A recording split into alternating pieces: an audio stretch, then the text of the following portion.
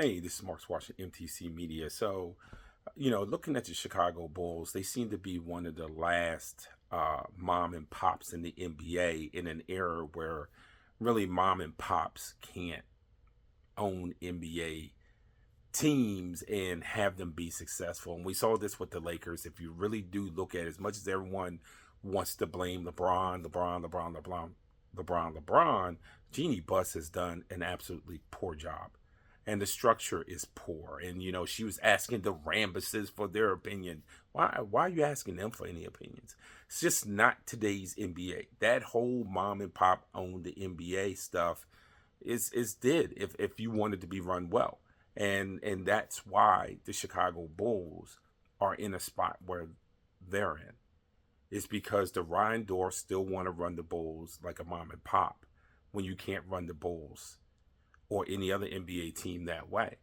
He needs to have either someone come in and buy the team or at least move down to being a minority owner and get an infusion of ideas, cash, and a new way to run the franchise. I understand he's from the era that says, oh, no, I want to be sure that my kids get to have these positions, whether they're qualified to have those positions or not, simply because I'm the owner, they're my kids, they can have them. And again, this is what got the Lakers in trouble eventually, and it's why the Bulls are a ship with no direction. What sort of rebuild are the Bulls in? No one knows, because nothing they do with their roster makes a bit of sense in today's NBA. You re-up Billy Donovan, who personally I do like. You re-up Billy Donovan. Why? Because you didn't want to see him to go to the Knicks?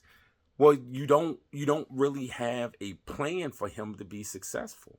Then you double down by re-upping one of the worst front offices in the NBA. You re-upped all of them because, frankly, it's because you feel comfortable with them.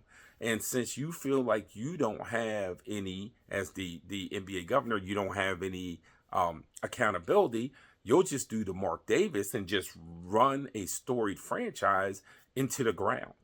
All for the sake of saying, I just don't want to give it up and have a structure that resembles what today's NBA structure should resemble, and not resemble a time that has long passed where because you're the governor, that means it doesn't mean anything. You're better off sitting here and getting the cash to set up a real front office, the cash to set up a real scouting department, the cash to set up having people in positions that know how to build a franchise in today's NBA. You don't have any of that. You have your family and you have guys that you feel comfortable around.